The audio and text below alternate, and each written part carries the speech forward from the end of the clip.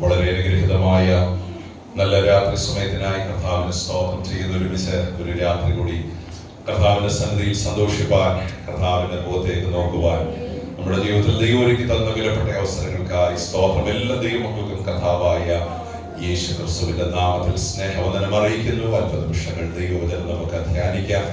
മത്തായി സുവിശേഷം 3-ാം അധ്യായമാണ് ആധാരമായി ചിന്തയ്ക്ക് ഇന്ന് രാത്രിയിൽ തിരഞ്ഞെടുക്കുവാൻ ദൈവത്തിന്റെ ആത്മാവ് നിയോഗം നൽകിയത്.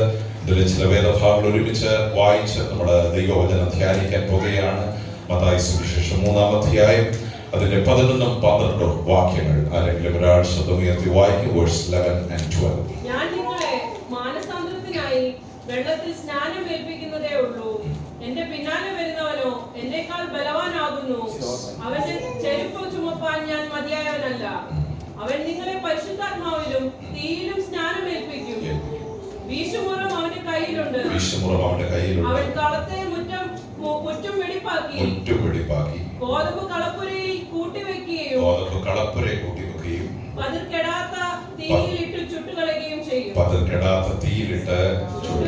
ചെയ്യും. ഇന്ന് രാത്രി വചനത്തിലൂടെ പരിശുദ്ധാത്മാവിനോട് സംസാരിക്കട്ടെ. വളരെ അനുഗ്രഹിക്കപ്പെട്ട വേദഭാഗങ്ങളാണ് ഇന്ന് രാത്രി ദൈവവചന ധ്യാനത്തിനായി കർത്താവ് നമുക്ക് നൽകി തന്നിരിക്കുന്നത്. ഒരുപക്ഷെ ബൈബിളിലെ ഏറ്റവും ശക്തമായ ഒരു കഥാപാത്രമാണ് യോഹന്നാൻ സ്നാപകൻ എന്നുള്ളത്. നമുക്ക് ആ വ്യക്തിയെ കുറിച്ചുള്ള ഒത്തിരി ചിന്തകൾ ഈ പ്രസംഗം നമ്മൾ ചിന്തിക്കുമ്പോൾ, ഈ വാക്യങ്ങൾ വായിക്കുമ്പോൾ നമ്മുടെ മനസ്സിലൂടെ കടന്നു പോകുന്നുണ്ട്. ശക്തമായ ദൈവത്തിന്റെ വചനം ഒരു കാലഘട്ടത്തിൽ പ്രസംഗിപ്പാൻ ദൈവം ഉപയോഗിച്ച ഒരു ദൈവമനുഷ്യനാണ് സ്നാപകനായ യോഹന്നാൻ എന്ന് പറയുന്നത്. അദ്ദേഹത്തിന്റെ മെസ്സേജ് വളരെ ശക്തമായിരുന്നു, സ്പഷ്ടമായിരുന്നു, വ്യക്തമായിരുന്നു. ഇങ്ങനെ പറയാം, ഒറ്റ മെസ്സേജാണ് താൻ പ്രസംഗിച്ചത്. കാലം തികഞ്ഞ് ദൈവരാജ്യം സമീപിച്ചിരിക്കാൻ മാനസാന്തരപ്പെടുവീൻ. ഒരേ ശബ്ദം, മരുഭൂമിയിൽ വിളിച്ചു പറയുന്നവന്റെ ശബ്ദമെന്ന് ബൈബിൾ എടുത്ത് പറയുന്ന ദൈവത്തിന്റെ സ്തോത്രം. യോഹന്നാൻ സ്നാപകൻ പ്രസംഗിച്ച ഒരേ ഒരു ടോപ്പിക്ക്, ദൈവത്തിന്റെ സ്തോത്രം, കാലം തികഞ്ഞ് ദൈവരാജ്യം സമീപിച്ചിരിക്കാൻ മാനസാന്തരപ്പെടുവീൻ. ബൈബിളിലുടനീളം നമ്മൾ പഠിച്ചാൽ ഒരേ ടോപ്പിക്ക് പ്രസംഗിക്കാൻ തെരഞ്ഞെടുത്ത ചില വ്യക്തിത്വങ്ങൾ ബൈബിളിലുണ്ട്. നോഹ എന്നൊരു ദൈവമനുഷ്യനെ കുറിച്ച് അറിയാം. ദൈവത്തോട് കൂടെ നടക്കാൻ കൃപ ലഭിച്ച, നീതിമാനായി ജീവിപ്പാൻ ഒരു കാലഘട്ടത്തിൽ ദൈവത്തിന്റെ കൃപ ലഭിച്ച ഒരു ദൈവമനുഷ്യൻ. ദൈവത്തിന്റെ സ്തോത്രം. അദ്ദേഹത്തിന് ഒറ്റ പ്രസംഗ വിഷയമായിരുന്നു, ഈ ഭൂമിയെ ദൈവം ജലപ്രളയം കൊണ്ട് ന്യായം വിധിക്കാൻ പോവുകയാണ്. അതിൽ നിന്ന് വ്യത്യസ്തമായ ഒരു മെസ്സേജ് തനിക്കില്ലായിരുന്നു. ഒറ്റ മെസ്സേജാണ് താൻ പ്രസംഗിച്ചത്. പോയിടത്തെല്ലാം ജാതികളോട് സുവിശേഷത്തെക്കാളുപരി ദൈവത്തിന്റെ ന്യായവിധിയെ കുറിച്ചുള്ള ശക്തമായ ദൂത് അധികാരത്തോടും അഭിഷേകത്തോടും വിളിച്ചു പറയുവാൻ ദൈവം ആ മനുഷ്യനെ ഉപയോഗിച്ചു. അപ്പൊ ബൈബിളിന്റെ ചരിത്രം നമ്മൾ പഠിക്കുമ്പോൾ ഈ ചില വ്യക്തികളെ ഒരേ മെസ്സേജ് പറയുവാൻ ദൈവം ഉപയോഗിച്ചതായി നമ്മൾ വചനത്തിൽ വായിക്കുന്നു. യെശയ്യാ പ്രവചകനെ ദൈവം ഉപയോഗിച്ചത് വിശുദ്ധിയുടെ ദൂത് പറയാൻ. എന്ന് വെച്ചാൽ അദ്ദേഹത്തിന്റെ മെസ്സേജ് നമ്മൾ പ്രത്യേകിച്ച് യെശയ്യാ പ്രവചനം 1 മുതൽ 66 വരെയുള്ള അധ്യായങ്ങൾ ശാന്തമായി പഠിക്കുമ്പോൾ ആ അധ്യായങ്ങളെല്ലാം ഉയർന്നു നിൽക്കുന്ന ഒരേ ഒരു തീ, ഒരേ ഒരു ചിന്ത, വിശുദ്ധി എന്നൊരാശയമാണ്. ദൈവത്തിന്റെ സ്തോത്രം. യോഹന്നാൻ സ്നാപകനെ ദൈവം ഉപയോഗിച്ചത് ആ നിലയിലായിരുന്നു. ഒറ്റ മെസ്സേജ്, കാലം തികഞ്ഞ് ദൈവരാജ്യം സമീപിച്ചിരിക്കുകയാണ്. ഇതിനകത്തെ പദങ്ങളൊക്കെ വളരെ വ്യക്തമായി നമ്മൾ പഠിക്കേണ്ട പദങ്ങളാണ്.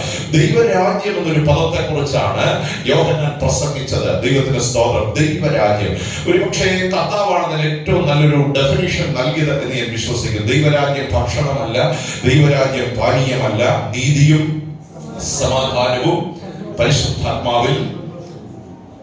സന്തോഷത്തോടെ പറയണം. അടുത്ത വാക്ക് ഒന്നും കൂടെ പറയാം. ദൈവരാജ്യം ഭക്ഷണമല്ല, പാനീയമല്ല, നീതിയും സമാധാനവും. ബാക്കിയുള്ള സന്തോഷമുള്ളവർ പറഞ്ഞാൽ പരിശുദ്ധാത്മാവിൽ. അങ്ങനെ ഒരു വാക്യം ബൈബിളിലുണ്ടെന്ന് അറിയാമോ?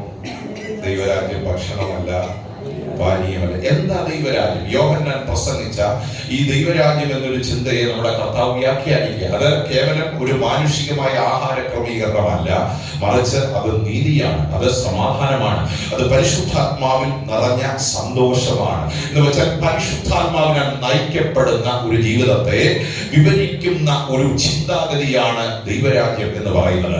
പരിശുദ്ധാത്മാവിനാൽ നയിക്കപ്പെടുന്നത് ആരാണ്? ദൈവത്തിന്റെ സ്തോത്രം. പരിശുദ്ധാത്മാവ് എന്താണ്? പരിശുദ്ധാത്മാവ് ആരെയാണ് നടത്തുന്നത്, പരിശുദ്ധാത്മാവ് എവിടെയാണ് പരിവർത്തിക്കുന്നത്. പുതിയ നിയമത്തിൽ പൗലോസാണ് അതിന് ഏറ്റവും നല്ല വ്യാഖ്യാനം നൽകിയത്. പരിശുദ്ധാത്മാവിന്റെ ഏറ്റവും ശക്തമായ ഇടപെടൽ പുതിയ നിയമത്തിൽ നടക്കുന്ന സ്ഥലം എന്ന് പറയുന്നത് സഭയാണ്, കർത്താവിന്റെ സഭയാണ്.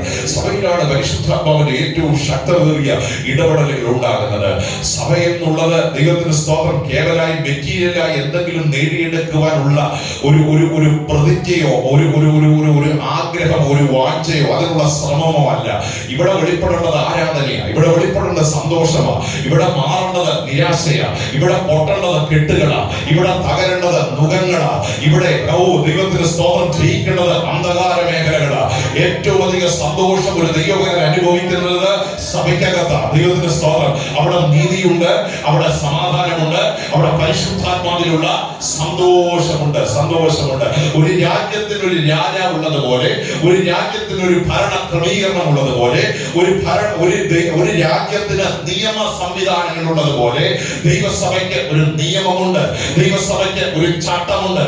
ദൈവസഭ നടന്നു പോകേണ്ട ആ വിവരണങ്ങൾ പൗലോസ് തന്റെ ലേഖനങ്ങൾ വ്യാഖ്യാനിക്കുക. പോരാ, ഇവിടെ ഒരു രാജാവുണ്ട്. ആ രാജാവിനെ ആരാധിക്കാനാണ് ഇന്ന് രാത്രി ഈ ഹോളിൽ നമ്മളെ കൂടി വന്നിരിക്കുന്നത്.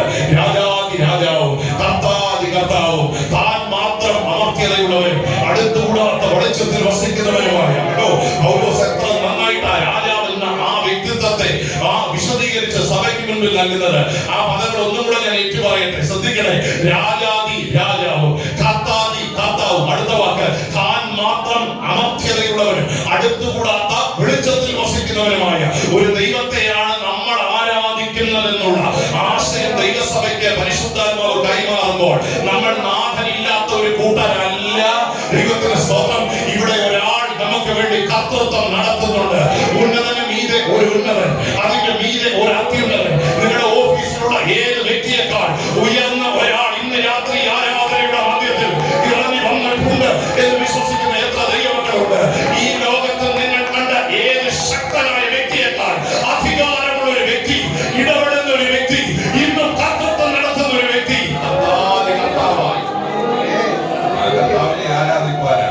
രാത്രി ഹോളിൽ വന്നിരിക്കുന്നത്.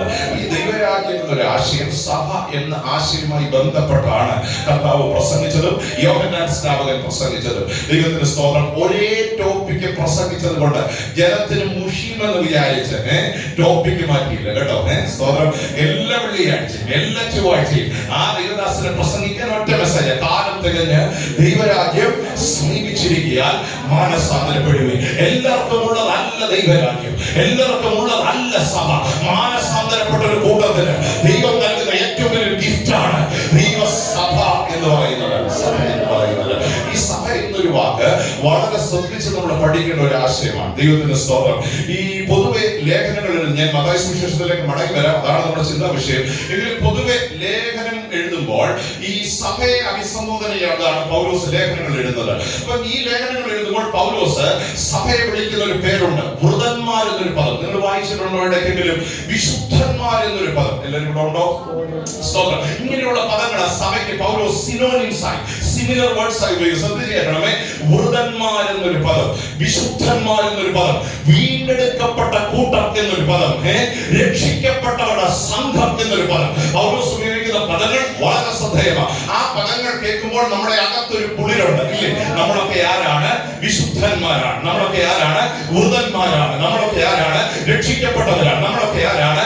വേർതിരിക്കപ്പെട്ടവരാണ്. ആ പദങ്ങളൊക്കെ കേൾക്കുമ്പോൾ ഒരു ദൈവവേദന്റെ അകത്ത് കുളിരുണ്ടാകും. പക്ഷെ സഭ എന്നൊരു വാക്ക് ദുർവ്യാഖ്യാനം ചെയ്യുന്ന ഒരു കാലഘട്ടത്തിലാണ് നമ്മൾ കടന്നു വന്നിരിക്കുന്നത്. കർത്താവ് വരുന്നത് സഭയെ ചേർക്കാനാണോ എന്ന് ചോദിച്ചാൽ എന്റെ അഭിപ്രായം അല്ലെന്ന് തന്നെ തെറ്റിദ്ധരിക്കരുത്. കർത്താവ് വരുന്ന സഭയെ ചേർക്കാനാണെന്ന് ചോദിച്ചാൽ പെട്ടെന്ന് നമ്മുടെ ആൻസർ യെസ് അങ്ങനെ തന്നെയെന്ന്. പക്ഷെ എന്റെ അഭിപ്രായം അങ്ങനെയല്ല.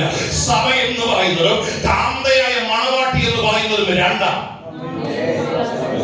ശ്രദ്ധിച്ചേക്കണമേ. കർത്താവ് വരുന്നത് സഭയെ ചേർക്കാനാണെന്ന് ടെക്നിക്കലായിട്ട് നമുക്ക് പറയാമെങ്കിലും പക്ഷെ അതിനകത്ത് ഒരു ഡിസ്റ്റിങ്ഷൻ ഉണ്ട്. ഞാൻ ഈ വചനം ഇന്ന് രാത്രി വ്യാഖ്യാനിക്കുമ്പോൾ നിങ്ങൾക്ക് വ്യത്യാസം മനസ്സിലാകും. കർത്താവ് വരുന്നത് സഭയെ ചേർക്കാനാണെന്ന് ടെക്നിക്കലായിട്ട് പറയാമെങ്കിലും അത് കുറച്ചും കൂടെ നല്ല ഉചിതമായ പദം കാന്തയായ മണവാട്ടിയെ, കറയില്ലാത്ത വാട്ടമില്ലാത്ത, മാലിന്യമില്ലാത്ത, വിശുദ്ധിയോടെ ദൈവത്തിന് വേണ്ടി കാത്തിരിക്കുന്ന ഒരു തലമുറയെ ചേർക്കാനാണ് കർത്താവ് ഈ ഭൂമിയിലേക്ക് വരുന്നത്. എന്താ പാസ്റ്റർ അതിന്റെ തെളിവ്? അതിന്റെ 12ാമത്തെ വാക്യം ശ്രദ്ധിച്ചൊന്ന് വായിച്ചേ. നമ്മൾ ഇന്ന് വായിച്ച കുറിവാക്യത്തിന്റെ 12ാമത്തെ വാക്യം ഒന്ന് ശ്രദ്ധിച്ചു വായിക്കും. വീശുപുറം അവന്റെ കയ്യിലുണ്ട്. മുറ്റും വെടിപ്പാക്കി ഗോതമ്പ് കളപ്പുരയിൽ കൂട്ടിവെക്കുകയും.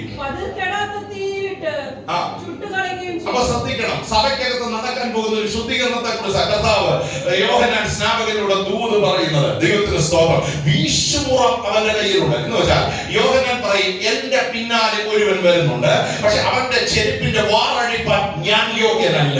ഞാൻ നിങ്ങളെ വെള്ളം കൊണ്ട് സ്നാനം കഴിപ്പിച്ചു, പക്ഷെ എന്റെ പിന്നാലെ വരുന്നവൻ എന്നിലും ശക്തമേറിയവനാണ്. അവൻ നിങ്ങളെ പരിശുദ്ധാത്മാവിലും തീയിലും. ആ വാക്യങ്ങളൊക്കെ പറയുമ്പോൾ അഭിഷേകമുള്ളവരൊക്കെ ചേർന്ന് പറയുന്നത് ഒരു ബലമാണ് കേട്ടോ. എനിക്കറിയാം ബ്യൂട്ടി ഒക്കെ കഴിഞ്ഞ് വളരെ ക്ഷീണിച്ച വന്നതെങ്കിലും ആ വാക്യങ്ങളൊക്കെ നമ്മുടെ നാവുകൊണ്ട് അറിയാവുന്ന വാക്യങ്ങളൊക്കെ ഒന്ന് ചേർന്ന് പറയുന്ന ഒരു അഭിഷേകം തന്നെയാണ്. അതൊരു ദൈവിക നിയോഗം. ദൈവത്തിന്റെ സ്തോത്രം. അവൻ നിങ്ങളെ പരിശുദ്ധാത്മാവിലും തീയിലും സ്നാനം മേടിക്കും. എന്നിട്ട് ഒരു ആത്മീയ ദൂത് സഭയ്ക്ക് കൈമാ. ദൈവരാജ്യം എന്നൊരു ആശയം സഭയുമായി ബന്ധപ്പെട്ട് ഉപയോഗിക്കുമ്പോൾ അവിടെ ഉപയോഗിക്കുന്ന ഒരു വാക്ക് നിങ്ങൾ ശ്രദ്ധിച്ചേ. വീശുമുറം അവന്റെ. എന്തിനാ വീശുമുറം? വീശുമുറം തുടരുക. യോഹന്നാൻ സ്നാപകൻ തുടരുക. ഈ വീശുമുറം എന്തിനാണെന്നറിയാമോ? ഒരു വേർതിരിവ് ഇതിനകത്ത് നടത്താൻ. സഭയ്ക്കകത്ത് എന്തുണ്ട്? ഇവിടെ ഉണ്ടോ? വിശുദ്ധന്മാരെന്നും വീണ്ടെടുക്കപ്പെട്ടവരെന്നും വൃതന്മാരെന്നൊക്കെ പറയുമ്പോൾ കുളിരുണ്ടെന്ന് ഞാൻ ആദ്യം പറഞ്ഞതിന്റെ അർത്ഥം മനസ്സിലായോ? ഈ പൗലോസ് ലേഖനം എഴുതുമ്പോൾ ഇങ്ങനെ ഇൻട്രൊഡ്യൂസ് ചെയ്താൽ തുടങ്ങുന്നത്. നിങ്ങളൊക്കെ ആരാ? വിശുദ്ധന്മാർ. നിങ്ങളൊക്കെ ആരാ? വൃതന്മാർ. ഇതൊക്കെ വായിക്കുമ്പോൾ നമ്മൾ പോലും അറിയാം നമ്മള് ആത്മാവിലാകും. എന്നിട്ട് 2ാം അധ്യായത്തിൽ വരുമ്പോൾ പൗലോസ് പൊരുന്തലേഖനത്തിൽ പറയുക, നിങ്ങളോട് ആത്മീയരെന്ന പോലെ ഇടപെടാൻ എനിക്ക് പറ്റില്ല. ഹലോ, അത് എനിക്കൊരു അത്ഭുതമായി തോന്നി. മനസ്സിലാകുന്നുണ്ടെങ്കിൽ പറയുന്നത് 1ാം അധ്യായത്തിൽ സഭയെ സംബോധന ചെയ്യുന്ന ആരായിട്ടാ? വൃതന്മാർ, വിശുദ്ധന്മാർ, വീണ്ടെടുക്കപ്പെട്ട കൂട്ടം. പക്ഷെ 2ാം അധ്യായത്തിൽ 3ാം അധ്യായത്തിൽ വരുമ്പോൾ പറയാ, ജാതികളുടെ പോലും നടക്കാത്ത കാര്യങ്ങൾ നിങ്ങളുടെ. ഹലോ, നിങ്ങൾ ആത്മീയരോ ജഡീകന്മാരോ? കണ്ടോ, സഭയ്ക്കകത്ത് എന്തുണ്ട്? ആത്മീയരുമുണ്ട്. സന്തോഷമൊക്കെ പോയോ? അപ്പൊ ഇതിനകത്ത് എപ്പോഴും ഒരു വേർതിരിവുണ്ട്. അതാണ് ഞാൻ ആദ്യം പറഞ്ഞത്. സഭയെ ചേർക്കാനാണ് കർത്താവ് വരുന്നത്. ടെക്നിക്കലി പറയാമെങ്കിലും ഇതിനകത്തും ഒരു വേർതിരിവുണ്ട്. അപ്പൊ ചേർക്കുന്നത് സഭയെയല്ല, കാന്തയായ മണവാട്ടിയെയാണ്. എന്തിനാ കർത്താവിന്റെ കയ്യിൽ വീശുമുറമുള്ളത്? ഒരു വേർതിരിവ്. എന്താ വേർതിരിക്കാൻ പോകുന്നത്? അതുകൊണ്ട് ആ വാക്യം ശ്രദ്ധിച്ച് വായിക്കണം. എനിക്കൊരു 3 തവണയെങ്കിലും ഇപ്പൊ വായിച്ചു. നിങ്ങൾ ആ പദം 2 പദങ്ങൾ അതിനകത്തുണ്ട്. ഒന്ന്, ഗോതമ്പ് കളപ്പുരയിൽ കൂട്ടി വെക്കും. ഗോതമ്പ്. ഈ വാക്കൊക്കെ അണ്ടർലൈൻ ചെയ്ത് പഠിക്കണം. നമ്മുടെ വീട്ടിൽ പോയി ശാന്തമായി വാക്യങ്ങളൊക്കെ എന്ത് ചെയ്യണം? അപ്പൊ ശ്രദ്ധിക്കണം. സഭയ്ക്കകത്ത് വേർതിരിക്കുമ്പോൾ 2 വേർതിരിവ. ഒന്ന് ഗോതമ്പ്, 2 പതിര്. ഗോതമ്പിനെ വേർതിരിച്ച് കളപ്പുര കൂട്ടി വെക്കും. പതിര് തീയിലിട്ട്. ഒരു അപകടമാണോ? അന്ന് ഈ വേർതിരിവ് നമ്മൾ അറിയത്തുള്ളൂ. അന്ന് ഈ വേർതിരിവിന്റെ വേദന നമ്മൾ അറിയുന്നേ. സ്വതന്ത്രം. എത്ര പേര് എടുക്കപ്പെടും, എത്ര പേർ തള്ളപ്പെടും, എത്ര പേർ അകത്ത് വരും, എത്ര പേർ പുറത്തെ ഇരുട്ടിലേക്ക് തള്ളപ്പെടും. ഇന്ന് രാത്രി ഞാനൊരു കാര്യം പറയാം. സഭയ്ക്കകത്ത് വന്നെന്ന് അഭിമാനത്തോടെ ഇരിക്കാനല്ല ഇന്ന് രാത്രി നമ്മളെ വിളിച്ചത്. ഞാനൊരു കാന്തയാണോ? ഞാനൊരു മണവാട്ടിയാണോ? കറയില്ലാത്ത, വാട്ടമില്ലാത്ത, മാലിന്യമില്ലാത്ത, ശുദ്ധവും ശുഭ്രമായ വസ്ത്രം ധരിച്ച് കർത്താവിന്റെ വരവിന് വേണ്ടി ഒരുങ്ങി പാർക്കുന്ന ഒരു തലമുറയാണോ എന്ന് ഇന്ന് രാത്രി നമ്മളെ ശോധന ചെയ്യണം. രക്തത്താൽ ജയമെടുക്കുക. നിങ്ങൾ ശ്രദ്ധിക്കേണ്ട ഒരു കാര്യമുണ്ട്. ഈ കർത്താവ് തന്നെ ഈ വേർതിരിവിനെ കുറിച്ച് മത്തായി സുവിശേഷം 24-ാം അധ്യായം ഒക്കെ നമ്മൾ ശാന്തമായി വായിക്കും. അതിനകത്ത് ആഴമായി എഴുതിയിട്ടുണ്ട്. 24, 25, 26 അധ്യായങ്ങളിലൊക്കെ കർത്താവിന്റെ വരവുമായി ബന്ധപ്പെട്ട് ഈ വേർതിരിവിനെ കുറിച്ച് കർത്താവ് പറയുക, അന്ന് പലരും എന്നോട് പറയും, അങ്ങയുടെ നാമത്തിൽ ഞങ്ങൾ ഭൂതങ്ങളെ പുറത്താക്കി, രോഗികളെ സൗഖ്യമാക്കി, അത്ഭുതങ്ങൾ ചെയ്തു, പലതും ചെയ്തു. പക്ഷെ അന്ന് കർത്താവ് അവരോട് പറയുന്ന ഒരു ശബ്ദമുണ്ട്, ഞാൻ നിങ്ങളെ ഒരു നാളും. അപ്പൊ ഈ വേർതിരിക്കുന്ന ദിവസത്തിൽ ക്രൂസൈഡ് പ്രസംഗകന്മാരും തള്ളപ്പെടും. ഹലോ, അപ്പൊ ഇത് ഗൗരവമുള്ള ഒരു കാര്യമാണ്. ഇന്ന് രാത്രി അത് സീരിയസ് ആയിട്ട് നമ്മൾ ചിന്തിക്കാം. യേശുവിന്റെ നാമത്തിൽ ഭൂതങ്ങളെ പുറത്താക്കിയ, യേശുവിന്റെ നാമത്തിൽ അത്ഭുതങ്ങൾ ചെയ്ത, യേശുവിന്റെ നാമത്തിൽ ജനത്തെ വിടുവിച്ച കൺവെൻഷൻ പ്രാസംഗികർ പോലും തള്ളപ്പെടുമെന്ന് പറയുമ്പോൾ എത്ര ഗൗരവത്തോടെ ദൈവരാജ്യം എന്നൊരു വിഷയത്തെ സഭ എടുക്കണം. രാത്രി നമ്മൾ തുടർന്നുള്ള 50 വിഷയങ്ങൾ അതാണ് ചിന്തിക്കാൻ. സഭ എന്നുള്ളത് ടെക്നിക്കലി പറയാമെങ്കിലും ഇതിനകത്തൊരു വേർതിരിവുള്ളത് മനസ്സിലായോ? അപ്പൊ കർത്താവ് വരുന്നത് ആരെ ചേർക്കാനാണ്? കർത്താവിന് വേണ്ടി വേർതിരിക്കപ്പെട്ട് കറയില്ലാതെ ചുളുക്കമില്ലാതെ കാത്തിരിക്കുന്ന വിശുദ്ധന്മാരെ ചേർക്കാനാണ് മധ്യാകാശത്തിൽ കർത്താവ് ചെയ്യുന്നത്. ഈ ആത്മീയ ചിന്ത ജനത്തിന് കൈമാറിയ ഒരു അനുഗ്രഹിക്കപ്പെട്ട ദൈവമനുഷ്യനാണ് യോഹന്നാൻ സ്നാപകൻ എന്ന് പറയുന്നത്. ഈ യോഹന്നാൻ സ്നാപകന്റെ ഡ്രസ്സിങ്, അദ്ദേഹം കഴിച്ച ആഹാരമൊക്കെ നമ്മൾ ഈ വായിച്ച അധ്യായത്തിൽ നമ്മൾ ഒരുമിച്ച് വായിക്കും അല്ലേ? തികച്ചും സ്ട്രെയിഞ്ച് ആയ ഒരു മനുഷ്യൻ, ആ കാലഘട്ടത്തിൽ ഒരിക്കലും അനുയോഗ്യനല്ലാത്ത ഒരു മനുഷ്യൻ. ദൈവത്തിന് സ്തോത്രം. അപ്പൊ യോഹന്നാൻ ഇട്ട ഡ്രസ്സ് ഇട്ട് ഇന്ന് ആരെയും ഇന്ന് ചർച്ച വന്നത് നമ്മുടെ ആറ്റിറ്റ്യൂഡ് എന്തായിരിക്കും? അല്ലെ? നമ്മുടെ സാധാരണ നിലയിൽ അത് സ്തോത്രം. ഇപ്പൊ വെള്ളിയാഴ്ച ഞാൻ ഒരു കറുത്ത ഷർട്ടൊക്കെ ഇട്ട് വന്ന നിങ്ങളുടെ അഭിപ്രായം എന്തായിരിക്കും? നേരിട്ടൊന്നും പറയത്തില്ല, പക്ഷെ പമ്മി പറയും കഴിഞ്ഞ ആഴ്ച വരെ കുഴപ്പമൊന്നും. ഹലോ, നേരിട്ട് പറയുന്നത് എനിക്ക് വിശ്വാസമില്ല, പക്ഷെ അടക്കമെങ്കിലും പറയും വീട്ടിൽ ചെന്ന് കഴിഞ്ഞ ആഴ്ച ഒരു പാസ് ഒരു കുഴപ്പവും ഇന്നെന്തോ. നമ്മുടെ മനസ്സിലെല്ലാം ചില ചിന്തകളുണ്ട് അല്ലെ? ചില ആ കാഴ്ചപ്പാടുകൾ വിട്ട് നമുക്ക് ഒരിക്കലും എന്ത് ചെയ്യാൻ പറ്റില്ല.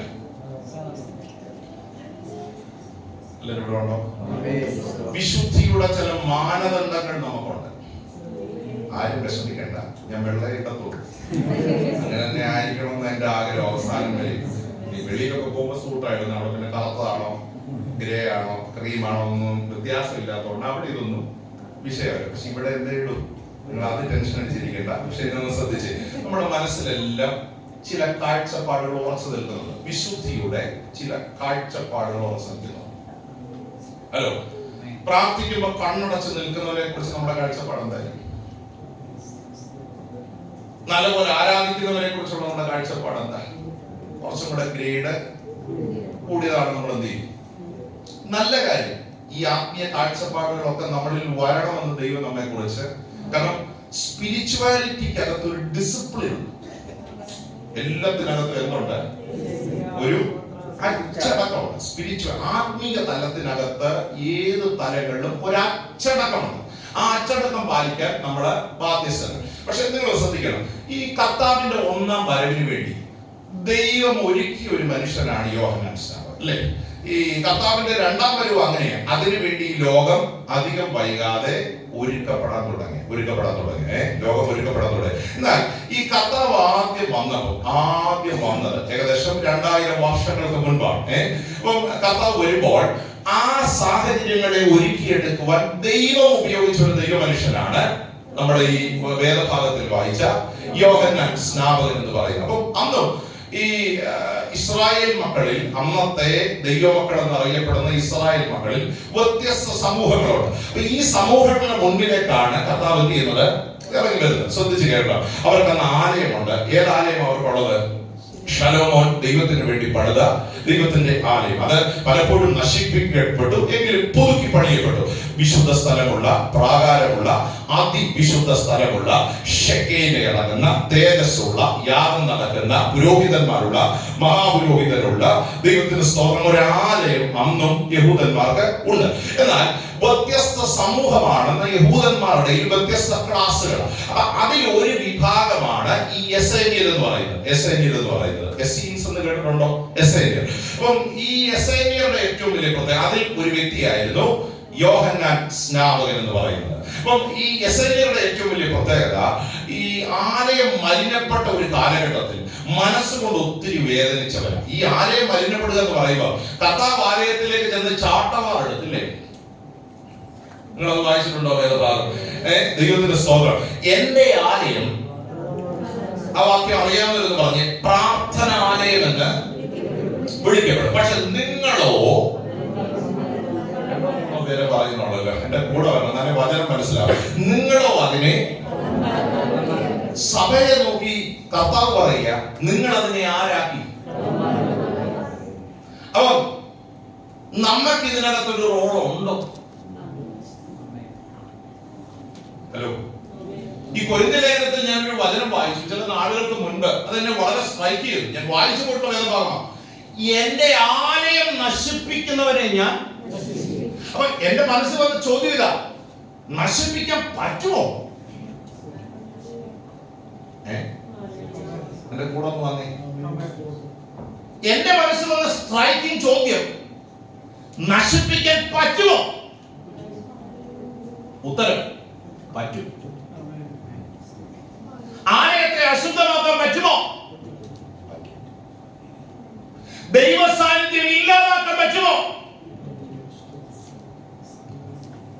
നിങ്ങൾ ശ്രദ്ധിച്ചേ, പ്രാർത്ഥനാലയമായിരിക്കേണ്ട ഒരു സ്ഥലം എന്തായി മാറി?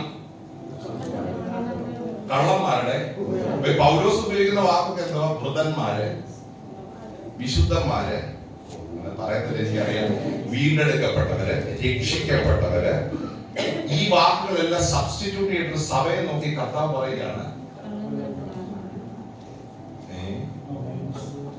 ഇത് ഗൗരവമല്ലേ?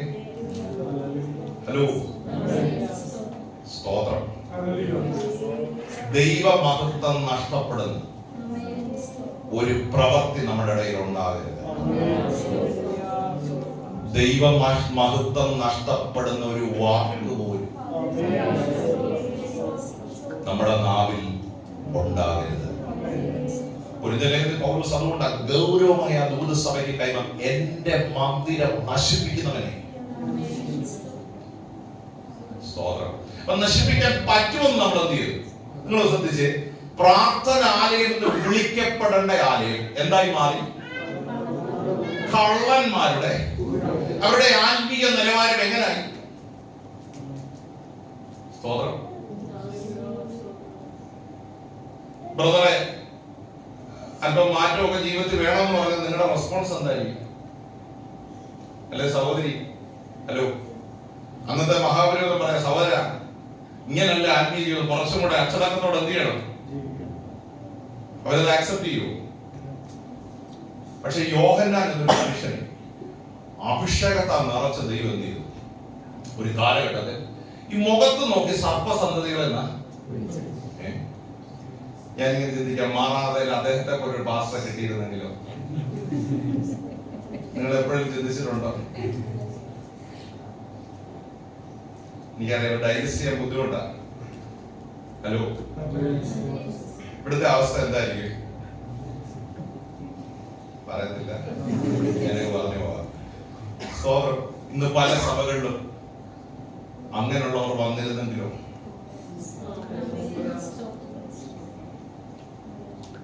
സ്തോത്രം.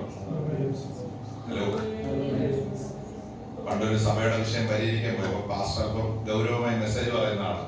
അപ്പം പ്രശ്നമൊക്കെ പരിഹരിക്കാൻ ഞങ്ങളുടെ ഓഫീസിൽ ചെന്നപ്പം പ്രസിഡന്റ് പറഞ്ഞു, പ്രസംഗിക്കുമ്പം ആ ദിവാസനോട് പറഞ്ഞു, കട്ടിയായുള്ള ആഹാരം ഒന്നും കൊടുക്കണ്ട, പാല് കൊടുത്താൽ മതി. എന്റെ അർത്ഥം മനസ്സിലായി. കട്ടിയായുള്ളൊന്നും കൊടുക്കണ്ട, പാലം ചെയ്താൽ മതി.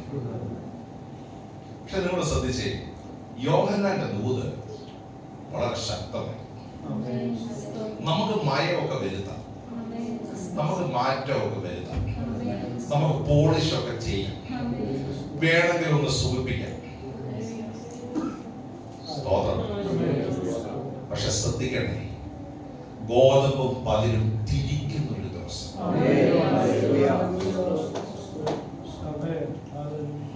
ഞാൻ ദൂത് കട്ടിയാക്കിയാലും മയപ്പെടുത്തിയാലും തിരിക്കുന്ന ഒരു ദിവസം. ഹല്ലേലൂയ. പാസ്റ്റർമാരുടെയിലും ഒരു വേർതിരിവ്. ഇത് ഗൗരവമുള്ള ഒരു വിഷയമാണ്. ഇന്ന് രാത്രി നമ്മൾ ആ വചനം 40 നിമിഷങ്ങൾ ധ്യാനിക്കുമ്പോൾ സന്തോഷമാണ്. ഈ മെസ്സേജ് കഴിയുമ്പോൾ നിങ്ങളുടെ ഒറ്റ പ്രാർത്ഥന, ഞാനൊരു മണവാട്ടിയാണ്, കറയില്ലാത്തൊരു മണവാട്ടിയാണ്, കാന്തന് വേണ്ടി വിശുദ്ധിയോടെ നിൽക്കുന്ന, എന്റെ ഒരു വാക്ക് കൊണ്ട് പോലും ദൈവമഹത്വം നഷ്ടപ്പെട്ടു പോകാതെ ഈ തലമുറയിൽ അങ്ങയുടെ നാമത്തിന് വേണ്ടി നിൽക്കാനുള്ള കൃപ എനിക്ക് തരണമെന്ന് പ്രാർത്ഥിക്കാൻ കഴിയുന്ന ഒരു തലമുറ ഇതിനകത്ത് എഴുന്നേൽക്കട്ടെ. ഞാൻ ഒരു കാര്യം പറയട്ടെ, മറ്റാരെയും കമ്പയർ ചെയ്ത് നിങ്ങളുടെ ആത്മീയ ജീവിതം നിങ്ങൾ നയിക്കരുത്. എപ്പോഴും ശ്രദ്ധിച്ചോണം. ഒരു ലീഡറെ കണ്ടോ, ഒരു ഉപദേശിയെ കണ്ടോ, ഒരു വിശ്വാസിയെ കണ്ടോ അല്ല നിങ്ങൾ നിങ്ങളുടെ ആത്മീയ ജീവിതം കെട്ടുപടി ചെയ്യണത്. യോഹന്നാൻ പറയാ, എന്റെ പിന്നാലെ ഒരുവൻ വരും, ആ വ്യക്തിയെ നോക്കണം. വിശ്വാസത്തിന്റെ നായകനും. ഞാനൊരു കാര്യം പറയാം, നമ്മുടെ വിശ്വാസം തണുത്തു പോകുന്ന ഒത്തിരി സാഹചര്യങ്ങൾ. ഗൗരവത്തോടെ കർത്താവിന്റെ വരവ് താമസിച്ചാൽ അധികം നാടുകളിൽ സംഭവിക്കാൻ പോവുകയാണ്. സ്തോത്രം. ഒരുപക്ഷെ മനുഷ്യരുടെ വിശ്വാസം പോലും നഷ്ടപ്പെടുന്ന ഈ വാക്കുകൾ ശ്രദ്ധിക്കണേ. എന്റെ നാമനിമിത്തം സകലരും നിങ്ങളെ പകയ്ക്കും. ആ വാക്കിന്റെ കഠിനത മനസ്സിലായോ? എന്ന് വെച്ചാൽ ഒരു പെന്തിക്കോസ്തുകാരനായി ഇരിക്കുന്നത് എന്തായി മാറും? മനസ്സിലായോ? ഒരു അപമാനമായി.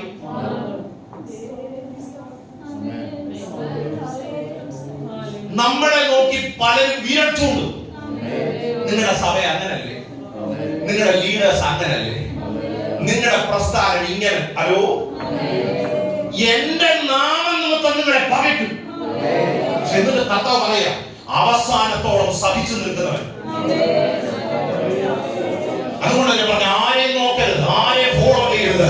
നമുക്ക് ഫോളോ ചെയ്യാൻ ഒറ്റയാളേ ഉള്ളൂ, വിശ്വാസത്തിന്റെ നായകനും പൂർത്തി വരുത്തുന്നവനുമായ യേശുവിനെ മാത്രം. അങ്ങനെയെങ്കിൽ ഒരു കാര്യം ഞാൻ പറയാം, കൃപ ഏറ്റെടുക്കാൻ മാത്രമല്ല, അപമാനം സഹിക്കാനും വരുന്ന ആളുകൾ നമ്മൾ റെഡിയാണ്. ഈ പൊതുവിൽ നമ്മൾ നിൽക്കുന്നതുകൊണ്ട് പലയിടത്തും ചെല്ലുമ്പോൾ പലത് കേൾക്കേണ്ടി വരും നമുക്ക്. പക്ഷെ അപമാനം സഹിക്കുമ്പോഴും എന്റെ ഉള്ളിൽ ഞാൻ ഒതുക്കുകയാ. ഇതൊക്കെ സംഭവിക്കേണ്ടതാ, ഇതൊക്കെ സംഭവിക്കേണ്ടതാ. നിങ്ങൾ തളർന്നു പോകരുത്, നിങ്ങൾ ക്ഷീണിച്ചു പോകരുത്. പക്ഷെ ഒരു കാര്യം ഞാൻ പറയാം, നിങ്ങളുടെ വിശ്വാസം കോംപ്രമൈസ് ചെയ്യരുത്, നിങ്ങളുടെ പ്രാർത്ഥന കുറയ്ക്കരുത്, നിങ്ങളുടെ വിശുദ്ധ ജീവിതം എന്ത് ചെയ്യരുത്. വെളിപ്പാട് പുസ്തകത്തിൽ വായിച്ചൊരു വാക്യം എന്റെ ഹൃദയത്തിൽ തറച്ചു. അഴുക്കുള്ളവൻ ഇനിയും അഴുക്കാകട്ടെ, അനീതി ചെയ്യുന്നവൻ ഇനിയും അനീതി ചെയ്യട്ടെ, വിശുദ്ധൻ ഇനിയും.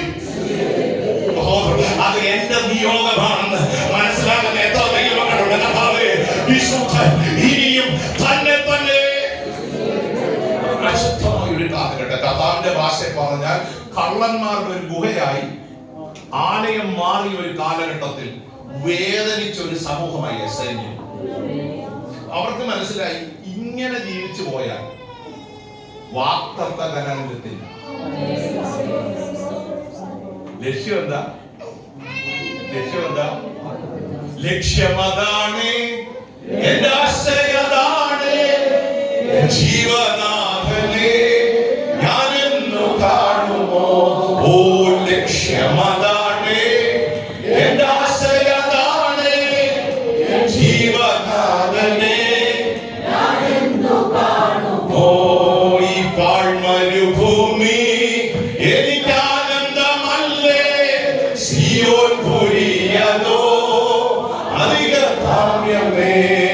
ഈ പാഴ്മരുഭൂമി എനിക്കാനന്ദമല്ലേ, സിയോൻ പുരിയതോ അധിക കാമ്യമേ. എന്നു ചെന്നു ഞാൻ എൻ വീട്ടിൽ ചേരുമോ,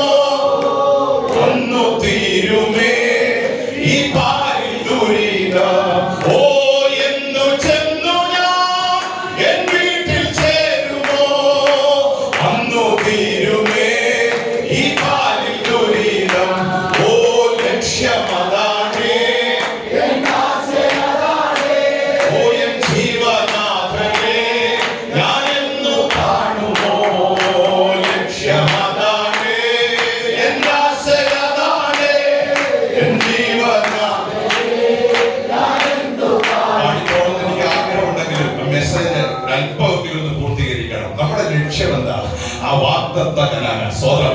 ഹൃദയം വേദനിച്ച ഒരു കൂട്ടം ജനത്തിന് മനസ്സിലായി, ഈ മലിനത നിറഞ്ഞ വിശുദ്ധിയില്ലാത്ത അധരം കൊണ്ട് മാത്രം ദൈവത്തെ ആരാധിക്കുന്ന, ഹൃദയം കൊണ്ട് ദൈവത്തിൽ നടന്ന ആരാധനകളൊക്കെ ചടങ്ങായി മാറിയ ഒരു കാലഘട്ടത്തിൽ വിശുദ്ധിക്ക് വേണ്ടി നിൽക്കുക പ്രായോഗികമായി എളുപ്പമല്ല. കാരണം സഭയെ ഹൈജാക്ക് ചെയ്തിരിക്കുന്ന ഒരു കൂട്ടം കള്ളന്മാർ, വിശുദ്ധന്മാരല്ല.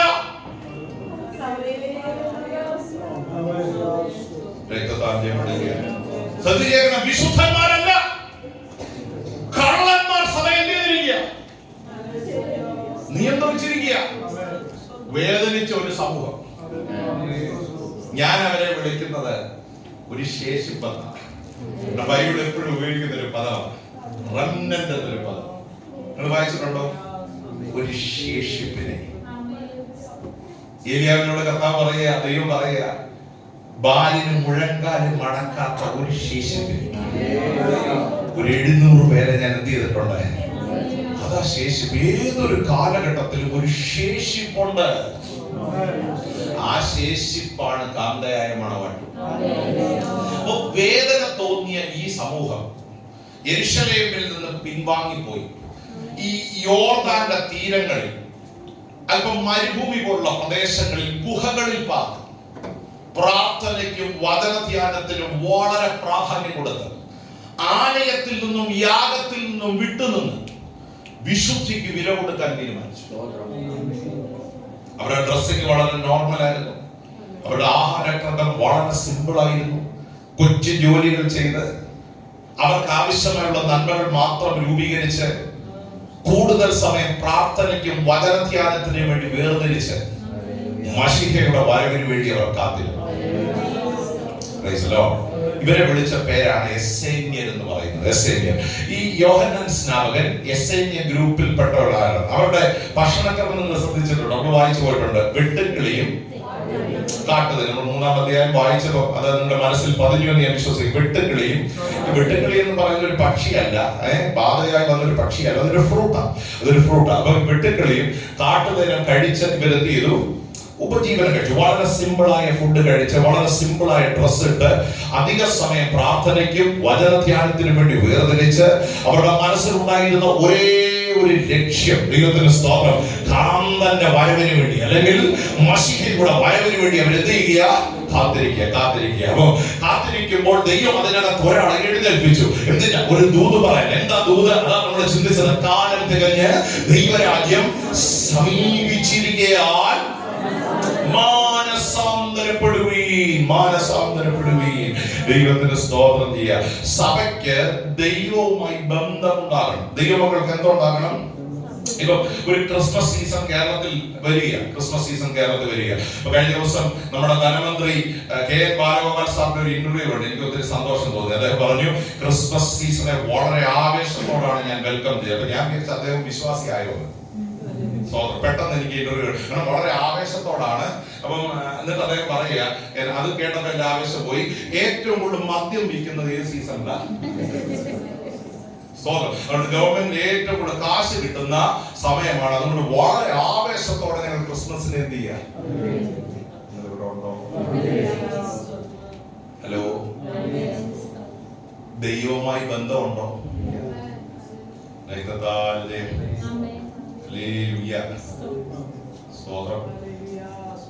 ദൈവമായി എന്തുണ്ടോ? ചടങ്ങുകളല്ല ബന്ധം. ബന്ധം ഹൃദയത്തിൽ ഉരുത്തിരിയുന്നതാണ്.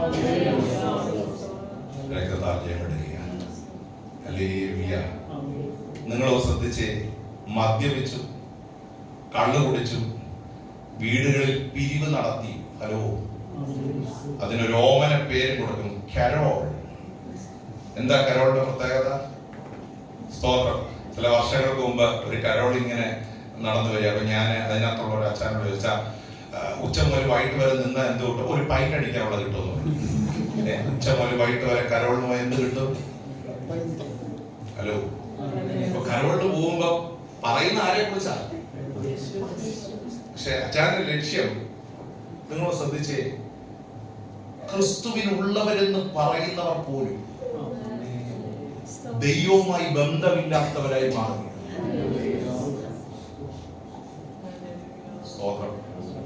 അവരെ നോക്കിയ കർത്താവ് പറഞ്ഞത്, നിങ്ങൾ ഇതിനെ കള്ളന്മാരുടെ ഗുഹയാക്കി. ആ വാക്കുകളൊക്കെ ഒരു ചാട്ടൂളി പോലെ എന്റെ മനസ്സിൽ കുത്തിക്കയറി. നമ്മളെ ഇതിനകത്താക്കിയതിന് ഒരു ലക്ഷ്യമുണ്ട്. ഇതിന്റെ പിന്നിൽ ഒരു ദൈവത്തിന്റെ പദ്ധതിയുണ്ട്. ലോക മനുഷ്യരെ പോലെ ജീവിക്കാനല്ല, അവര് പറയുന്നത് പോലെ ചെയ്യാനല്ല, അവർ പ്രവർത്തിക്കുന്നത് പോലെ പ്രവർത്തിക്കാനല്ല, അവർ നയിക്കുന്ന ഒരു ജീവിതത്തിൽ ഉടമകളായി തീരാനല്ല നമ്മളെ വിളിച്ചിരിക്കുന്നത്. നമ്മൾ മണവാട്ടിയാണ്. എന്താ മണവാട്ടിയുടെ പ്രത്യേകത? രക്ഷിക്കപ്പെട്ട് സ്നാനപ്പെട്ട് വചനപ്രകാരം വിശുദ്ധ ജീവിതം നയിക്കുന്ന ഒരു ഗ്രൂപ്പാ മണവാട്ടി. Leading a holy life. Yohannan സ്നാപകൻ അദ്ദേഹം ഉൾപ്പെട്ടിരുന്ന എസ്ഐ വിശുദ്ധിക്ക് വേണ്ടി വളരെ വില കൊടുത്ത് പ്രാർത്ഥിച്ചവർ. ഇടയ്ക്ക് ഈ മരുഭൂമിയിൽ അവിടെ കൊച്ചു ഗുഹകൾക്കകത്ത് ഗഹ്വരങ്ങൾക്കകത്ത് അവർ ഈ റിവൈവൽ മീറ്റിംഗ് ഒക്കെ വെക്കും. എല്ലാവരും ഉണ്ടോ? ഉണർവ് യോഗങ്ങളൊക്കെ വെക്കും. അപ്പൊ ഇവരിങ്ങനെ പ്രസംഗിക്കുമ്പോൾ ഈ പ്രസംഗമൊക്കെ കേൾക്കാൻ യെരുശലേമിൽ നിന്ന് സിറ്റി ചെയ്യുന്ന ആൾക്കാര് മരുഭൂമിയിൽ എന്ത് ചെയ്യും? അതാ ഈ മരുഭൂമിയിൽ വിളിച്ചു പറയുന്നവന്റെ വാക്കും പറയും. ഇപ്പം ഈ കൂടുതൽ ആളുകളും ഈ സമൂഹത്തിന്റെ അടുത്തേക്ക് വരാനുള്ള കാര്യം ഇവര് വിശുദ്ധ ജീവിതം നയിക്കുന്നവരാണെന്ന് അറിയാം. ഈ കുഞ്ഞുങ്ങളെയൊക്കെ തലേ കൈവച്ച് പ്രാർത്ഥിക്കാൻ ഇവർ കൂടുതലും വരുന്നത്. കാരണം ഇവര് പ്രാർത്ഥിച്ചാൽ ഒരു അനുഗ്രഹമാണെന്നൊരു ഫീലിംഗ് അന്ന് യഹൂദന്മാരുടെ ഇടയിലുണ്ട്. കാരണം എസ്ഐനിൽ വിശുദ്ധിക്ക് വേണ്ടി വില കൊടുത്തവരാണ്, വേറിട്ട് പ്രാർത്ഥിക്കുന്നവരാ, ഉപവസിക്കുന്നവരാ, വചനം ധ്യാനിക്കുന്നവരാ, അവർ മശീഹയ്ക്ക് വേണ്ടി കാത്തിരിക്കും. അപ്പം അങ്ങനെയുള്ള ഒരു കൈവച്ച് പ്രാർത്ഥിച്ചാൽ അത് തലമുറകൾക്കും ആ ഭവനത്തിനും ഒക്കെ ഒരു അനുഗ്രഹമാണെന്ന് മനസ്സിലാക്കി ഈ റിവൈവൽ മീറ്റിംഗിന് ഈ പിള്ളേരെയൊക്കെ കൂട്ടി എവിടെ വരും? കണ്ടോ? അപ്പൊ ഇത് ഫ്ലയർ അടിച്ച് വരുത്തുകയല്ല. ഓ, നിങ്ങളുടെ ഉണ്ടോ? അഡ്വർടൈസ്മെന്റിലൂടെ ഫേസ്ബുക്കിലൂടെ വിളിച്ചതല്ല. ഇല്ല. ഈ യെരുശലേമിൽ എന്തിനാ മരുഭൂമി പോകുന്നത്? ഇപ്പൊ മനസ്സിലായോ?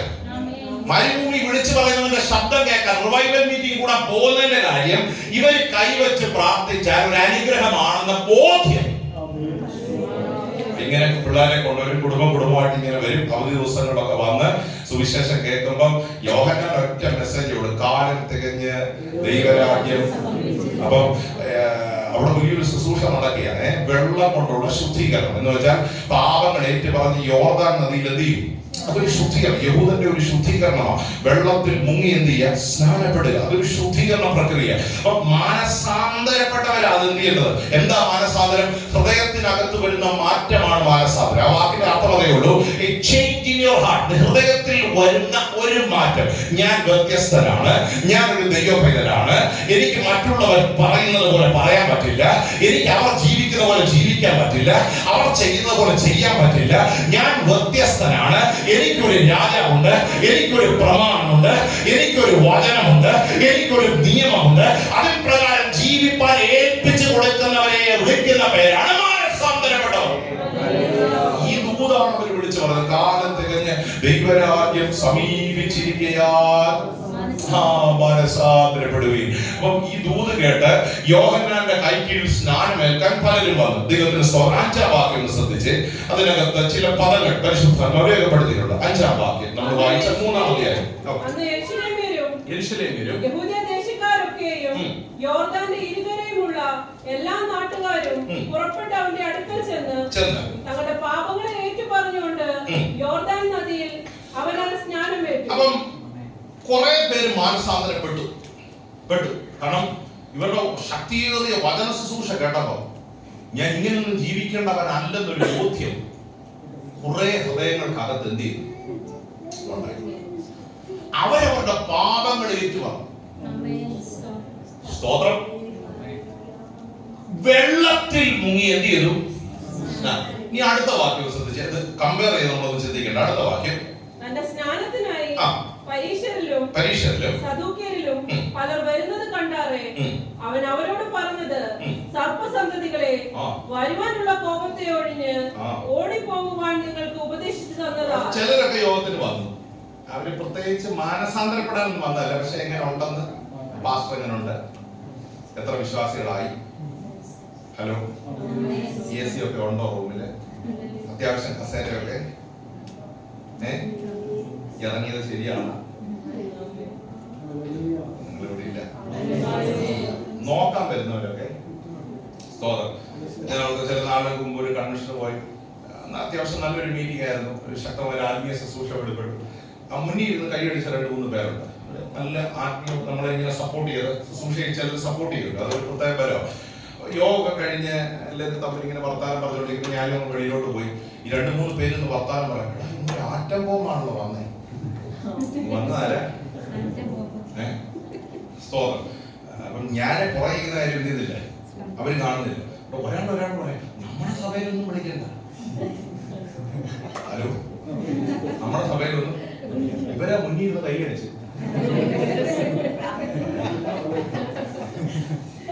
ഹലോ, ഇത് പറഞ്ഞ് തിരികെ കൃത്യം പുറകില്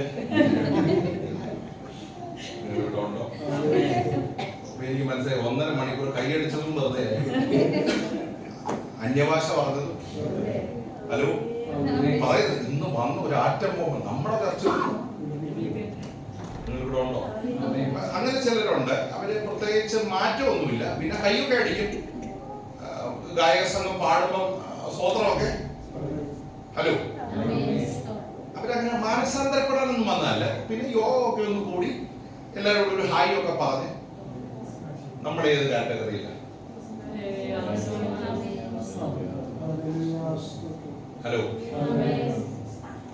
ഏറ്റവും രസം ഇവരുടെ 2 ഗ്രൂപ്പിന്റെ പേരെഴുതിയിട്ടുണ്ട്. പരീക്ഷന്മാരും ഏറ്റവും നന്നായി വചനം അറിയുന്നവരും.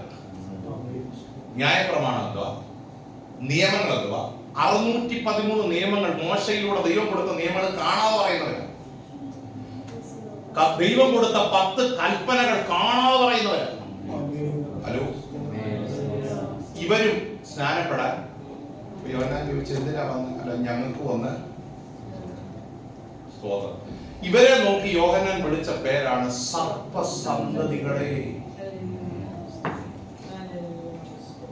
അകത്തെന്തോ അകത്തെന്തോ ലേവ്യ. ഞാൻ പറഞ്ഞ മനസ്സിലാകുന്നുണ്ടോ? ചില വർഷങ്ങൾക്ക് മുമ്പ് ഒരിടത്ത് പ്രസംഗിക്കാൻ ചെന്നു. അന്ന് തീരെ ചെറുപ്പമാണ്. പ്രസംഗം കഴിഞ്ഞ് നല്ലൊരു ശുശ്രൂഷയായിരുന്നു. അപ്പോൾ ഒരു നല്ല തടിയുള്ള ഒരു അച്ഛൻ സ്റ്റേജ് വന്നു. എന്നെക്കാൾ നീളമുണ്ട്, ചെറുള്ള വണ്ണമുണ്ട്. തോളെ തട്ടി ചോദിച്ചു, എത്ര ദിവസം ഇവിടെ? ഹലോ, സ്തോത്രം. എത്ര ദിവസം ഇവിടെ? ഗൗരവത്തോടെ ചോദിച്ചു, എത്ര ദിവസം ഇവിടെ? ഞാൻ വിചാരിച്ചു പ്രോത്സാഹിപ്പിക്കാൻ ചോദിച്ചായിരിക്കും. എത്ര ദിവസം ഇവിടെ? കാര്യമൊക്കെ അന്വേഷിച്ചു. അപ്പൊ പോയി അടുത്തുനിന്ന് ഒരാൾ പറഞ്ഞു, ചോദിച്ചതിന്റെ അർത്ഥം മനസ്സിലായോ? എത്രയും പെട്ടെന്ന്. അന്ന് എനിക്ക് മനസ്സിലായി, ചിരിച്ചോണ്ടും കഴുത്താണ്ടാവും. ആദ്യമായിട്ട് നമുക്ക് ഈ ടെക്നിക്ക് പഠിച്ചു വരുന്നതിലൂടെ. അപ്പൊ അന്നാണ് ഇവർ പറഞ്ഞു തരുന്നത് തോളത്തൊക്കെ കഴിക്കണം. ഞാൻ വിചാരിച്ചു പ്രോത്സാഹനമാണ്. എത്ര നാളിവിടെ ഉണ്ട് ശുശ്രൂഷയിലായിട്ട്? എത്ര വർഷം? ഹലോ, ചോദിച്ച പറഞ്ഞതിന്റെ അർത്ഥം അതല്ല, എത്രയും പെട്ടെന്ന് രാജ്യം വിട്ട്. അന്ന് ആദ്യമായിട്ട് മനസ്സിലായി, ചിരിച്ചോണ്ട് കഴുത്തറക്കാവുന്ന. ശ്രദ്ധിച്ച് കേൾക്കണേ, നമ്മളാരാ? നമ്മൾ മുഖം മൂടിയുള്ളവരല്ല. സ്തോത്രം. പുറത്ത് ചിരിച്ചാൽ അകത്ത് ചിരിയായിരിക്കണം.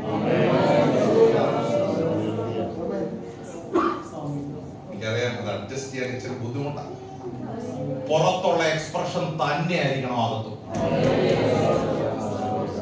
ഇഷ്ടമല്ലെങ്കിൽ മിണ്ടരുന്നേ, ചുമ്മാ ചിരിച്ച്. ഹലോ, ഇതാ മാനസാന്തരം. ഹൃദയത്തിനകത്ത് നാവിനകത്ത് ഒന്നാകുന്നതാണ്.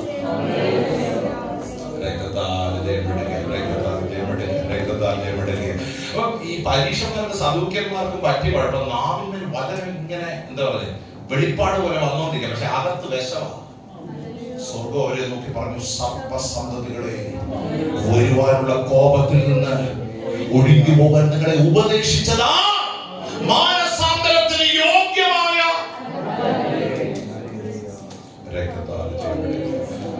രാത്രി ഞാനൊരു കാര്യം പറയാം, നമുക്ക് ഡബിൾ ഫേസ് വേണ്ട.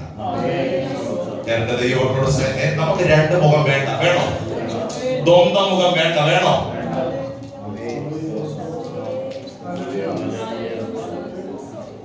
നമുക്ക് ഒറ്റ അഭിപ്രായം പറയാം.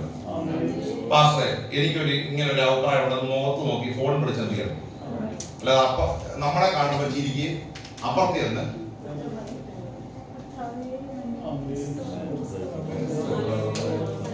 എന്റെ കാര്യം നമുക്ക് റിലേറ്റ് ചെയ്യാമല്ലോ. ഞാൻ ലിജോയെ കെട്ടിപ്പിടിച്ചാൽ അത് ആത്മാർത്ഥമായിരിക്കണം, അല്ലെങ്കിൽ മിണ്ടാൻ പോരുന്നേ. നമുക്ക് ഒറ്റ മുഖമേ പാടുള്ളൂ. മാനസാന്തരത്തിന് യോഗ്യമായ ഇതിനകത്ത് അപകടമായി യോഹന്നാൻ കാണിക്കുന്നത്. ശ്രദ്ധിച്ചേക്കണേ, ഈ ഗോതമ്പും പതിര് ഒരുമിച്ച വളരുന്നു. അത് മനസ്സിലായോ? കൃഷി ചെയ്തവർക്കും കണ്ടവർക്കൊക്കെ അറിയാം ഇത് വളരുന്നത് എങ്ങനെ. സഭയ്ക്കകത്ത് ഒരുമിച്ച, പക്ഷെ ഇതിനെ വേർതിരിക്കുന്ന ഒരു ദിവസമാണ്. ഗൗരവമാണ്. ഈ വചനമൊക്കെ വായിക്കുമ്പോൾ എനിക്ക് ഒത്തിരി പേടിയായി പോയി. വേർതിരിക്കുന്ന ദൈവമേ, ഞാൻ കൈവിടപ്പെട്ടു പോകല്ലേ. ഒരു ശുദ്ധീകരണമോടെ വെളിപ്പെടുമ്പോൾ ഞാൻ ഇതിനകത്ത്. ശ്രദ്ധിച്ചു കേൾക്കണേ, ഒരു വെള്ളിയാഴ്ച യോഗത്തിന് വന്നില്ലെങ്കിൽ അടുത്ത വെള്ളിയാഴ്ച വരാം, ഓപ്ഷനാണ്. ഒരു ചൊവ്വാഴ്ച വന്നില്ലെങ്കിൽ അടുത്ത ചൊവ്വാഴ്ച വരാം, ഓപ്ഷനുണ്ട്. പക്ഷെ വേർതിരിക്കുമ്പോ ഓപ്ഷൻ ഇല്ല.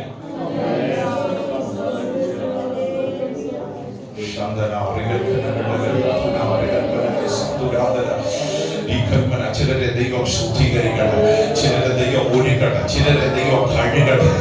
നമുക്ക് വേണ്ടത് ആദരം കൊണ്ടുള്ള ഒരു ആരാധനയല്ല, ഹൃദയം കൊണ്ടുള്ള ആരാധന. കർത്താവേ, വിശുദ്ധനായി നിർമ്മലനായി ദൈവത്തിന് വേണ്ടി നിൽക്കുന്ന ഒരു കാന്തയായ മണവാട്ടിയായി ഈ തലമുറയിൽ എന്നെ രൂപപ്പെടുത്തി എടുക്കണമേ എന്ന് പരീക്ഷന്മാർ അവർ വചനജ്ഞാനമുള്ളവരാ, സതീർത്ഥ്യന്മാർ അവർ വചനം പഠിപ്പിക്കുന്നവരാ. ആ ദൈവത്തിന്റെ സ്തോത്രം, ആലയത്തിലെ ശുശ്രൂഷകൾ ചെയ്യുന്ന പുരോഹിത വർഗമാ സദൂക്യർ. പക്ഷെ ഒരു കാര്യം ഉറപ്പുണ്ട്, ഹൃദയവുമായി ദൈവവുമായി ബന്ധമില്ലാത്തവന് മഷികയുടെ വരവിൽ എടുക്കപ്പെടാൻ കഴിയില്ല. ഇത് രണ്ടും ഒരുമിച്ച് വളരുക സഭയ്ക്കകത്ത്. പക്ഷെ ഈ വചനമൊക്കെ വായിച്ചത് ഞാൻ ഇങ്ങനെ പ്രാർത്ഥിച്ചത്, സഭയ്ക്ക് വേണ്ടി പ്രാർത്ഥിച്ചത് ഇങ്ങനെ കേട്ടോ, ഒരു പതിര് പോലും ഇതിനകത്ത് ഉണ്ടാകരുത്. ഈ വചനം കേട്ട ഈ കൂട്ടത്തിനകത്ത് എത്ര ആത്മാർത്ഥമെന്ന് കരഞ്ഞ് പ്രാർത്ഥിക്കാൻ കഴിയും. കർത്താവേ, ഞാനൊരു പതിരായി മാറരുത്, ഞാനൊരു ഗോതമ്പായി മാറി ദൈവത്തിന് വേണ്ടി തലമുറയിൽ ഉപയോഗമുള്ള ഒരു പാത്രമായി എന്നെ രൂപപ്പെടുത്തി എടുക്കണം. ഒരു വാക്യം എന്നെ ചിന്തിപ്പിക്കുക. ഒരു നിലകത്തിൽ അത് ഇങ്ങനെ ശ്രദ്ധിക്കണേ, പ്രസംഗിച്ചിട്ട് ഞാൻ കൊള്ളരുതാത്തവനായി തീരാതിരിക്കേണ്ടതിന്.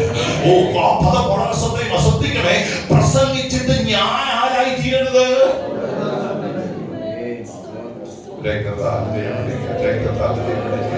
ഇതിനകത്ത് ഒരു പതിര് പാടില്ല. നിങ്ങൾ ഇന്ന് രാത്രി ഹോള് വിട്ടു പോകും പ്രാർത്ഥന. എന്റെ കുടുംബത്തിനകത്ത് ഒരു പതിര് പാടില്ല, എന്റെ തലമുറക്കകത്ത് ഒരു പതിര് പാടില്ല. ഗോതമ്പ് വയ്യകളെ നിർത്തണമേ. വേർതിരിക്കുന്ന ഒരു ദിവസമുണ്ട്. ഇത് രണ്ടും വളരുന്നത് ഒരുമിച്ച. പക്ഷെ ഒരു കാര്യം ഞാൻ പറയും, ഇതിനെ വേർതിരിക്കുന്ന ഒരു ദിവസം.